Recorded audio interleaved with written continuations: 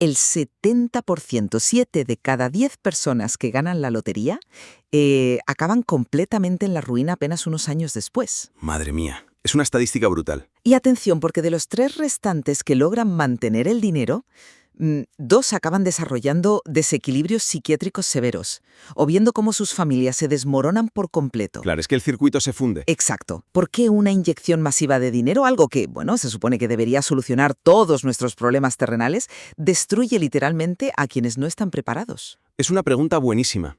Y creo que va directamente a la línea de flotación de cómo entendemos el éxito económico. O sea, solemos pensar en las finanzas como algo frío, binario, ¿no? Una simple hoja de cálculo. Ingresos menos gastos y ya está. Eso es. Si los ingresos superan a los gastos, estás bien. Pero cuando entra en juego la psicología humana, o, como vamos a ver hoy, estructuras mucho más profundas, esa hoja de cálculo salta por los aires. Bienvenidos al debate. El espacio donde el análisis riguroso nos permite explorar múltiples perspectivas sobre el material que nos ocupa. Hoy ponemos sobre la mesa una cuestión central, una muy interesante, que emana de las extensas enseñanzas del maestro Fran García. Un material fascinante, por cierto. Sí, lo es. Y el dilema es este. ¿Depende el verdadero éxito financiero de nuestra alineación con leyes espirituales esotéricas milenarias?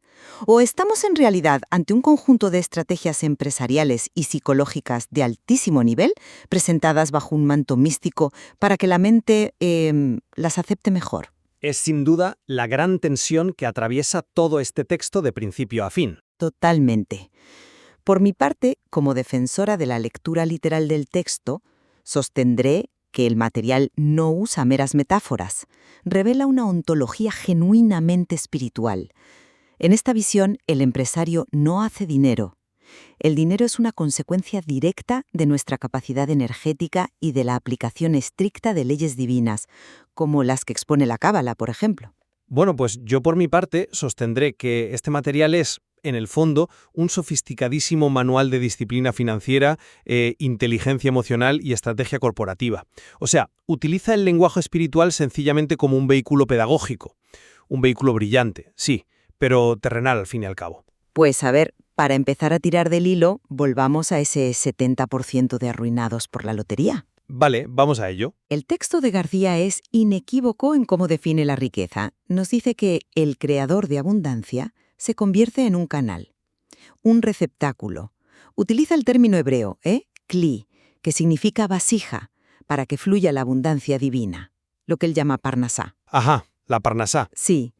Y si a un ganador de lotería le cae una lluvia de millones, pero su kli, su vasija interior, es del tamaño de un vaso de chupito, pues el dinero físico colapsa sobre una estructura que no puede sostenerlo. El circuito se funde, como decíamos antes. Exacto. Se funde porque falta la estructura espiritual adecuada.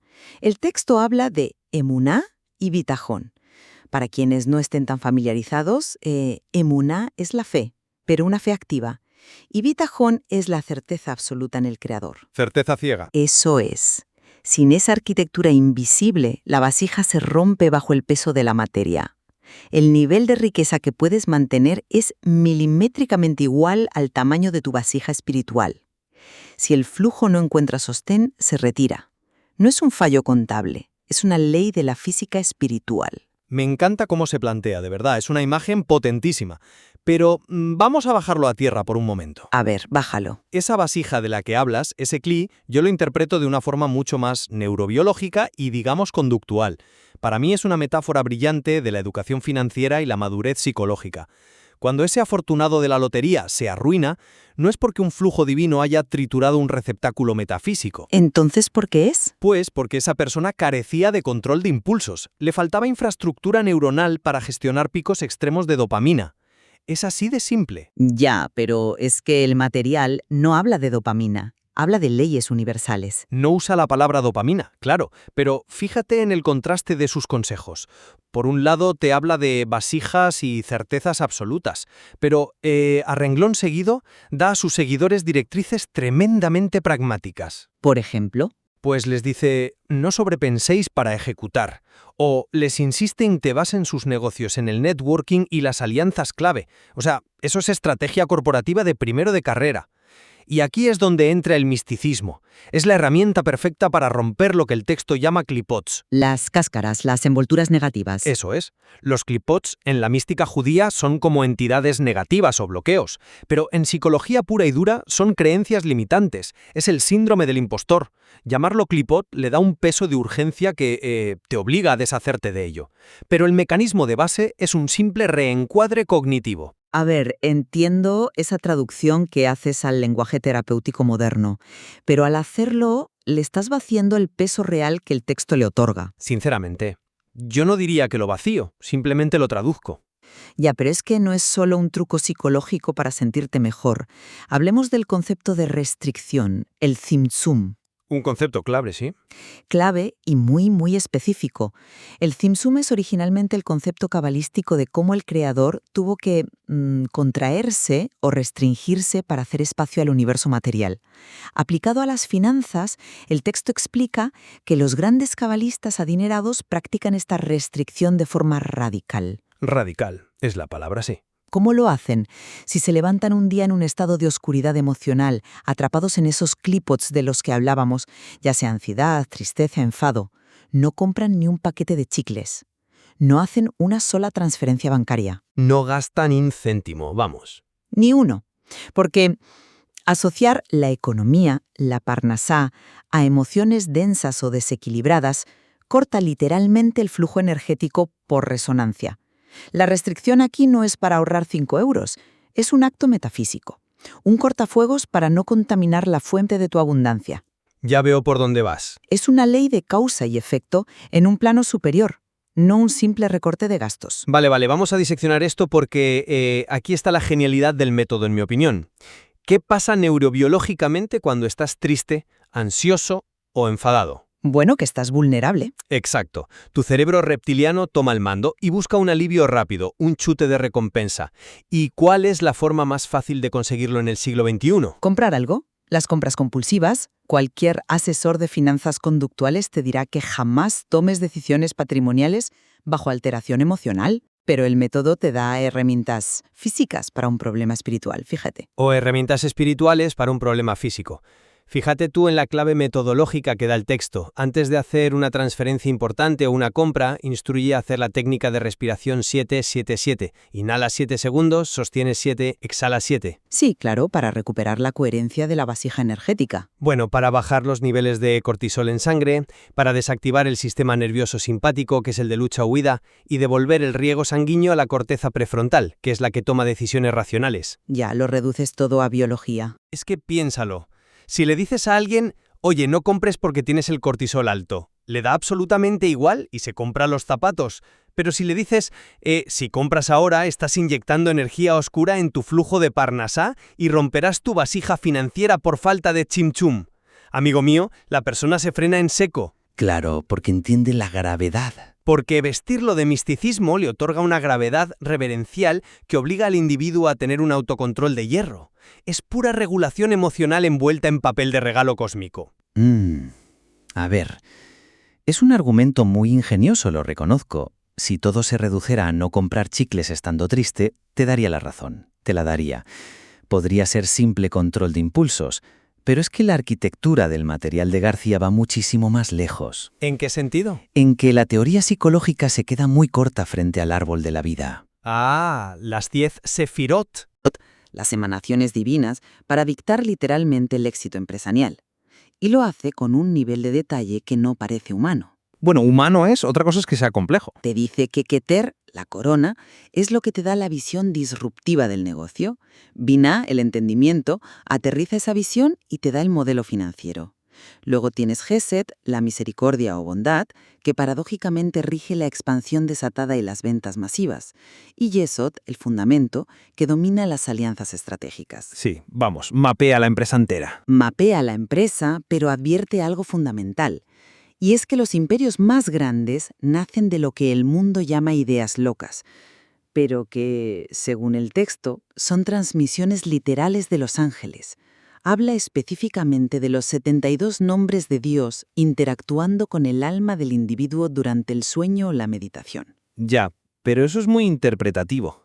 Eso no es tu corteza prefrontal haciendo conexiones de verdad, es revelación guiada, es la estructura misma de la creación ordenando tu empresa. Vale, detengámonos ahí, porque es precisamente al llegar a la Sefiot y a los roles donde yo veo la mayor evidencia de que estamos ante un manual corporativo magistral. Olvídate de los ángeles por un segundo. Imagínate que estás en una consultoría de recursos humanos de altísimo nivel. Te sigo, a ver a dónde nos llevas. El árbol de la vida funciona aquí como el lienzo perfecto para un organigrama. Pensemos en cómo García aplica esto a sus seguidores en el material. A Lady o a Nairobi, por ejemplo, les dice que tienen una estructura energética de Keter, que son visionarias puras, que no están para el micromanagement. Sí, así es. A Jenny y Sonia les asigna Gesed, destacando su perfil implacable para ejecutar y vender, para expandir sin miedo. Y a Ana la asocia con Yesod, el área de las relaciones públicas, el pegamento que une al equipo. Y según tú eso es, ¿qué? Un test de personalidad encubierto. Es un assessment center de manual, o sea, es una evaluación de aptitudes profesionales tremendamente aguda. Se identifica perfectamente quién sirve para ser la CEO visionaria, o sea, Keter, quién tiene el nervio para ser directora comercial, Gesed, y quién debe llevar las relaciones institucionales, Yesod. Pero eso no explica el componente místico. ¿Y sabes cuál es la magia de esto? Que al enmarcarlo en el árbol de la vida, eliminas el ego de la ecuación. Ah, interesante. Claro, si a alguien le dices, oye, tú no sirves para dirigir, eres más de ventas, pues se ofende, lógicamente. Pero si le dices, tu alma tiene una geometría sagrada de Gesed, tu destino cósmico es la expansión comercial, la persona abraza su rol con un orgullo inmenso, evitas fricciones de poder en la empresa. Madre mía. A ver, me cuesta muchísimo aceptar esa visión. Sugerir que toda la cábala empresarial de García es solo un test de aptitudes para que los empleados no se peleen por el puesto, me parece reducir una cosmología entera a un truco de oficina. Yo no diría truco, diría herramienta avanzada. Especialmente cuando llegamos a la parte más esotérica y matemática de sus enseñanzas, la geometría y la activación de códigos. Los famosos números personales, claro. Sí, porque si esto fuera solo psicología o asignación de roles para sentirse bien, como tú dices, cualquier número funcionaría como placebo. Te doy un 7 y a correr. Pero el material no hace eso. Asigna códigos precisos y únicos basados en la traducción del nombre al hebreo y sus equivalencias numéricas. Ajá. A Lady se le otorga el código 528, que en esa frecuencia simboliza la expansión y el orden. A Nibia, el 369, la estructura del flujo y el servicio. A María Juana, el 144, el orden espiritual superior. Y a Ana, el 222, para establecer alianzas. El texto es tajante, son códigos PIN específicos de la geometría del alma. Y esto, cuidado, no funciona en el vacío. ¿A qué te refieres con que no funciona en el vacío? A que el código tiene que usarse en portales de tiempo literales. El material hace un énfasis tremendo en los 49 días del Omer. Para que nos escuche, el Omer es el periodo entre las festividades judías de Pesaj y Shavuot. Pero aquí no es una mera tradición agrícola. Se explica como una ventana metafísica, un corredor de tiempo donde las acciones financieras resuenan con una fuerza brutal. Sí, los tiempos sagrados. Y luego está Rosh Hashanah, el Año Nuevo judío, presentado como la junta de accionistas cósmica donde se decreta tu presupuesto espiritual para todo el año. Esa precisión matemática, temporal y nominal sugiere que hay una maquinaria objetiva operando detrás de la realidad, no un simple anclaje mental. Vale. ¿Y si te digo que es precisamente esa altísima especificidad matemática lo que hace que el condicionamiento mental funcione tan bien? Hombre, ¿cómo va a ser condicionamiento si necesitas una fecha exacta en el calendario hebreo? ¿No tiene sentido? Tiene todo el sentido. Porque la mente humana anhela rituales complejos para convencerse de algo que le da miedo. Emprender es aterrador. Pedir un crédito millonario da pánico. Si esto fuera un placebo simple, si te digo, tienes el número 7, confía en ti. Tu mente racional lo descarta en 5 segundos. Vale, te sigo. Pero el ritual que propone el material es denso. Exige inmersión. Piensa en el ejercicio que hacen. Respirar y repetir. Yo activo mi nombre, yo activo mi código 528 para crear un enfoque mental financiero. Es una declaración de poder. Es una reprogramación neurolingüística de manual. Fíjate en un detalle interesantísimo del texto. A Lady se le insiste muchísimo en que use su nombre Lady y no Lorena cuando recita su código. Renombrar o anclar una variante de tu nombre es una técnica psicológica potentísima para asumir una nueva identidad. Una identidad sin los lastres del pasado. Exacto, una identidad de éxito. Están destruyendo el miedo al fracaso en tiempo real. Pero a ver, el objetivo de eso, según el texto, es conectar con la Parnasá, no simplemente sentirse valiente. Ya, pero el resultado práctico es que esa mujer se levanta, va a la oficina del director del banco para pedir un préstamo empresarial y lo hace con un aplomo y una seguridad arrolladoras. Y aquí está la clave. Esa seguridad empírica, palpable, el lenguaje corporal de alguien que se cree imparable, es lo que convence al del banco de firmar. ¡Ya! No es que los ángeles hayan hackeado el ordenador del banco, es que el código ha encendido el motor de una autoconfianza bestial. Le da al individuo la postura de quien va a recoger algo que por derecho divino ya le pertenece. Es un punto fascinante, lo reconozco. Aunque yo lo enfocaría desde una perspectiva completamente distinta. La seguridad con la que entran al banco es innegable, te lo concedo. Pero reducir la gematría y los tiempos sagrados a una simple inyección de autoconfianza ignora algo vital en el texto. A ver, ilumíname. La inmensa responsabilidad metafísica que conlleva. No se trata solo de decir tu código para pedir dinero e ir a por todas. Hay un orden cósmico y una ética estricta de circulación de la riqueza. Ética que, fíjate, también tiene mucho sentido comercial. Escucha esto. El material establece que dar dinero de manera incorrecta o donarlo desde la culpa, la lástima o la debilidad emocional lastra la economía global. En fechas como Rosh Hashanah, enseña que las grandes inyecciones de capital o caridad deben ir dirigidas a vasijas que están creciendo, Ajá. a escuelas en expansión, a empresarios que están creando valor, porque el flujo divino se activa por semejanza. Si el creador da con un propósito de vida y expansión, el empresario tiene que dar igual. Esto destruye la idea de que los códigos son un simple truco para pedir créditos. Es todo un sistema ético basado en que el alma humana ya porta una estructura económica. El número no crea la confianza, ¿eh? El número revela quién eres, en el entramado cósmico. Comprendo perfectamente el peso ético que le otorga el texto, de verdad. Pero analicemos despacio esa instrucción que acabas de mencionar. Lo de dar a vasijas en crecimiento. Eso es, invertir o dar dinero a personas, escuelas o instituciones que están creciendo, en lugar de repartirlo desde la lástima a proyectos estancados. Si tú vas a un fondo de capital riesgo en Silicon Valley o en Madrid, esto te lo enseñan el primer día. A no dar por lástima. A buscar escalabilidad. O sea, no inviertes en proyectos falidos por caridad si tu objetivo es el retorno y la creación de ecosistemas sólidos. Inviertes en empresas con potencial expansivo. El texto dice algo así como, hay quienes reparten y les es añadido más. Sí, es una de las premisas. Claro, porque están invirtiendo estratégicamente, creando redes de influencia, apoyando infraestructuras que el día de mañana van a sostener y enriquecer su propio ecosistema de negocios. Ya, pero lo hacen por semejanza con la luz divina, no por puro cálculo de rentabilidad. La cruda, matemática y a veces fría disciplina de la acumulación de capital, de la inversión estratégica, y la envuelve en un propósito divino innegable. ¿Sabes qué consigue con eso? ¿Qué consigue? Algo que la mayoría de terapeutas tardan años en curar. Elimina de un plumazo la culpa asociada a la riqueza. El rico suele tener creencias limitantes. Siente que si tiene más, otro tiene menos. Al decirle que su inversión en expansión es un mandato de Rosh Hashanah para imitar al creador, le quita el freno de mano moral. Es una obra maestra de la psicología del dinero. Bueno, en eso estamos totalmente de acuerdo. El texto aniquila la mentalidad de escasez por completo. Es categórico cuando afirma que el infinito no conoce la escasez, y por tanto, la vasija humana no debe hablar el lenguaje de la escasez. Exactamente. Sin embargo, no me cuadra que veas toda esta envoltura mística como un mero disfraz pedagógico. Si somos rigurosos con el material, reducir estas enseñanzas a un pragmatismo camuflado es ignorar la advertencia más severa que hace. ¿Cuál de ellas? Porque, hace varias. La advertencia de que tu nivel de abundancia te está probando constantemente.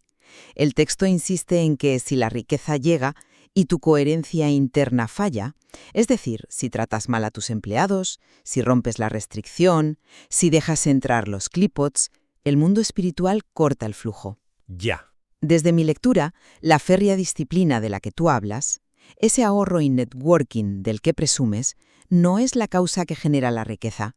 Es el síntoma visible de un alma que ha alcanzado por fin la coherencia con el diseño exacto de su creador. Es una visión muy poética, lo admito. Yo mantengo mi postura y creo que no es incompatible con el respeto profundo que le tengo a la obra. Independientemente de si los ángeles, las vasijas y las frecuencias hebreas del código 528 existen objetivamente en un plano metafísico, la brillantez operativa de este texto es indiscutible. En eso coincidimos, desde luego. Radica en dotar de un sentido de certeza absoluta ese habitajón a principios financieros clásicos. Te da propósito, te obliga a ahorrar restringiendo el impulso, te exige construir alianzas y te blinda emocionalmente. Dota al individuo de las herramientas exactas para triunfar en un sistema capitalista agresivo, pero le da el consuelo interior y la épica de un guerrero espiritual. Fíjate que, a pesar de que miramos el origen de estas fuerzas desde ópticas casi opuestas, creo que este debate nos ha llevado a un punto de convergencia bastante fascinante. Ambos coincidimos en la lección transformadora que late en el fondo del material. Sin duda alguna. Y es que el estado interno de la persona lo es todo. Ya sea que tú lo llames coherencia espiritual y cuidado de la vasija, o que yo lo denomine regulación del cortisol e inteligencia emocional. El factor determinante para sostener cualquier imperio a largo plazo es exactamente el mismo. Así es. No puedes construir un rascacielos en el exterior si tus cimientos interiores son de barro. Si evitas comprar un coche de lujo en un momento de euforia porque temes atraer clipots o porque sabes que tu sistema simpático te está jugando una mala pasada, el impacto protector en tu cuenta bancaria es, al fin y al cabo, idéntico. Exacto, el resultado empírico es el mismo. Lo que cambia es la interfaz que usas para comunicarte con tu propia mente. Una interfaz que, al final del día, presenta una complejidad sencillamente brillante. El texto nos deja ante un espejo, invitándonos a decidir, ¿es esta minuciosa arquitectura mística, con sus ángeles, códigos y leyes energéticas, la verdadera textura de la realidad financiera que aún no logramos medir en los parques de bolsa? Esa es la gran pregunta. ¿O es, como tú apuntas, la llave maestra definitiva inventada para que la resistente mente humana acepte de una vez por todas la rigurosa disciplina que requiere el éxito? Es una pregunta espectacular para dejarla resonando. Creo que cada cual tendrá que probar la llave en su propia cerradura. Volviendo a nuestro punto de partida, a ese 70% de afortunados arruinados. Cuando miramos esa hoja de cálculo, los números parecen fríos e implacables. Pero detrás de cada transferencia, de cada ganancia y cada ruina, hay un ser humano lidiando con sus miedos, sus bloqueos y su propio diseño interno. Totalmente. La verdadera belleza de explorar este material es preguntarnos si esa hoja de cálculo es el mapa completo del territorio o apenas la sombra física de una realidad mucho más inmensa. Gracias por acompañarnos y sigan cuestionando.